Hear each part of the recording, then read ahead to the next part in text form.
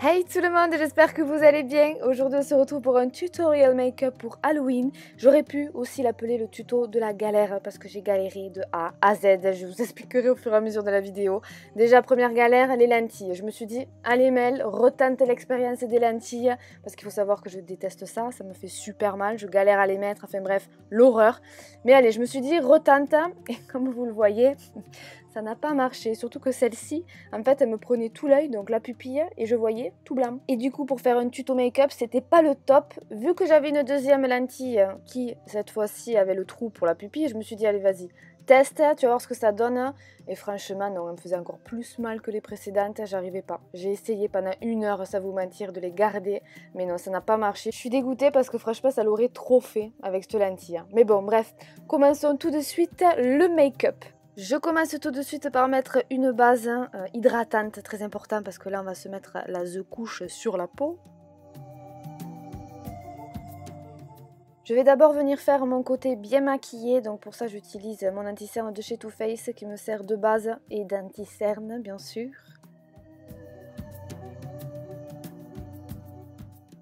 Ensuite, je viens poudrer, donc là je vais vraiment faire comme un maquillage normal, je vais faire un maquillage de soirée, je définis bien mes sourcils, je prends mon crayon noir pour mettre dans la muqueuse du haut, ça accentue toujours un maquillage je trouve des yeux. Et je vais prendre cette magnifique palette Norvina, regardez-moi ces couleurs, j'en suis fan. Je viens prendre un fard de transition, toujours choquée par cette pigmentation, franchement il faut y aller mollo avec ces genres de fards. Ensuite je viens un peu plus creuser mon creux de paupière avec un fard plus foncé, j'estompe, toujours estomper. Et avec mon doigt, je viens déposer de ce fard là qui est très joli et je trouve qu'avec le doigt ça change tout. Sinon il faut prendre un pinceau avec du spray fixant, mais si on n'en a pas, le doigt ça reste la meilleure solution pour avoir une belle pigmentation. Ensuite comme toujours je viens estomper tout ça. Je trouvais que ça manquait un peu de peps, donc du coup avec le doigt toujours je viens rajouter du fard un peu plus clair au centre de la paupière. Je change de palette pour prendre le fard le plus clair et le mettre au coin interne de mon œil et j'en mettrai aussi par la suite sous mon sourcil. Avec un pinceau plat, je viens prendre ce marron foncé et je vais venir en déposer dans le coin externe de mon œil et ensuite on vient le flouter.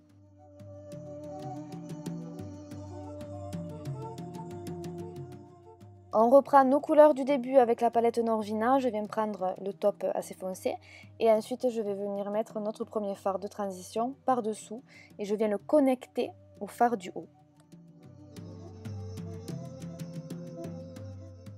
Je viens mettre ensuite du col noir dans la muqueuse du bas et là en fait je dépasse pour ensuite avec le pinceau vraiment faire comme si c'était du fard, sauf que là ça tient beaucoup mieux et j'aime beaucoup cet effet que ça fait.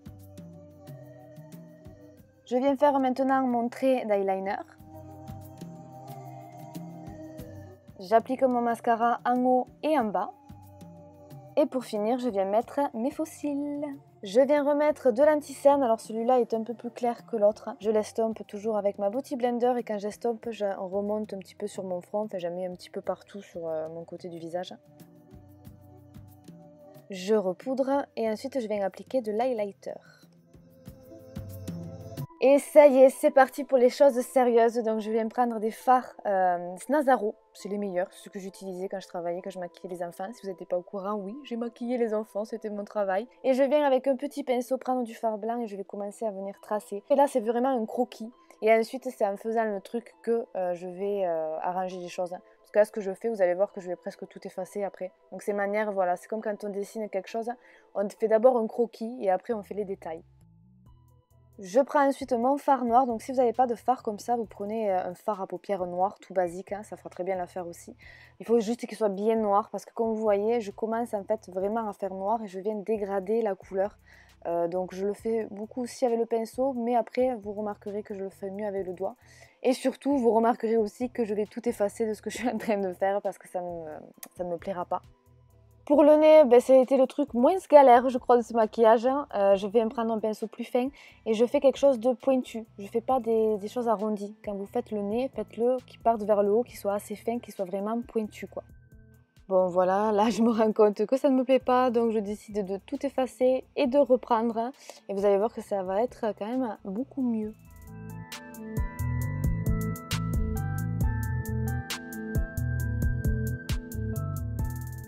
Je passe ensuite de l'autre côté, donc je viens faire l'œil du crâne. Je viens rajouter du fard blanc tout autour de, voilà, de mon côté squelette. Pour faire tout le tour du nez, je vous conseille de prendre un pinceau assez fin pour bien faire les détails. Je viens ensuite avec le pinceau mettre du blanc, donc ça va faire un blanc gris pour faire un effet encore plus dégradé. Et ensuite on viendra rajouter du blanc plus tard pour vraiment faire l'illusion que voilà, on a le squelette qui est dessous quoi. Là on va bientôt faire les dents, donc du coup je prépare voilà l'ossature. Je viens faire ressortir l'os de la pommette et l'os de la mâchoire.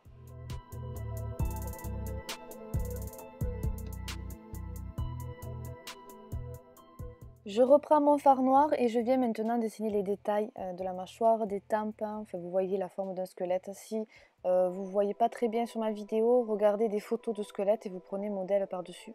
Et si pour vous aider encore plus, vous touchez votre os tout simplement et vous voyez où vous mettez le blanc et là où vous ne sentez pas d'os, vous mettez le noir tout simplement. Et pareil, je viens faire un travail de dégradé, on va dire, avec le noir bien foncé au début et ensuite qui éclaircit vers la fin. C'est parti pour faire des dents, donc on va vraiment essayer de faire des dents presque vraies quoi. Donc pour commencer tout simplement on vient tracer des traits là où vous avez vos dents. Donc vous regardez, à chaque fois que vous voyez un trait, vous faites un trait. Et entre chaque trait on va faire la dent. Donc on va faire une espèce de triangle assez arrondi mais pointu vers la fin pour l'effet de racine en fait.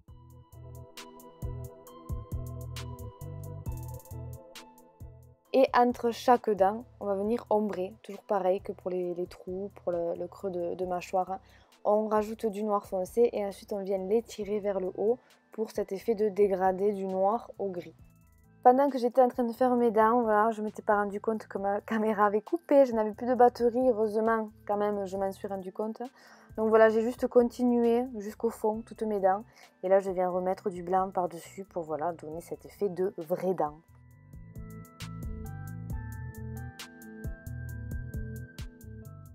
Toujours avec le même pinceau mais sans avoir rajouté de fard blanc, je viens juste étirer la matière. On va maintenant donner un petit peu de relief à tout ça, donc je viens prendre un fard assez marron top et je vais venir creuser sous mon œil, au-dessus de l'arcade sourcilière et au niveau de ma mâchoire et vous allez voir que ça change tout. Et n'oubliez pas ensuite d'estomper, il ne faut pas non plus que ça soit trop net.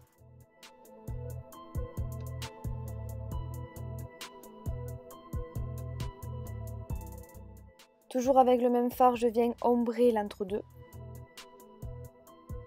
Je reprends mon pinceau blanc, je viens mettre à peine un petit peu de blanc sur le bout de mon nez, j'estompe avec mon doigt et pareil dans l'œil, sous l'œil et au-dessus.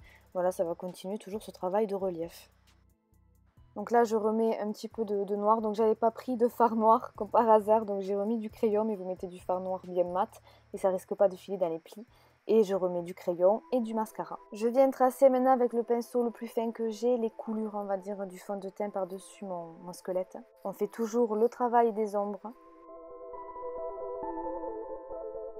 Et maintenant, je prends mon anti-cerne, donc vous pouvez prendre votre fond de teint pour faire comme si ça coulait. Dans la vidéo originale, ce qui tue, c'est que la meuf, elle a du latex en fait.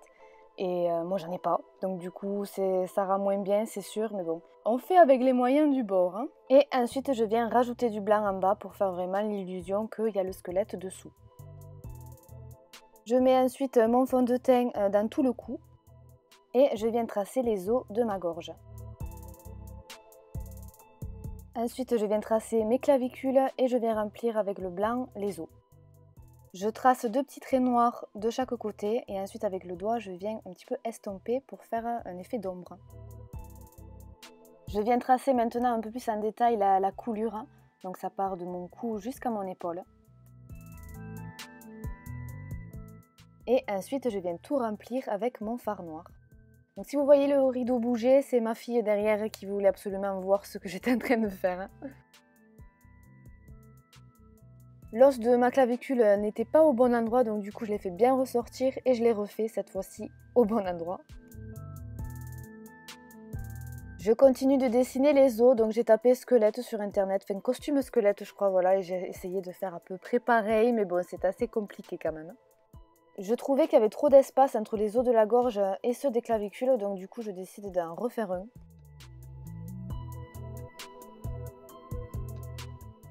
Et je remplis tout avec le noir.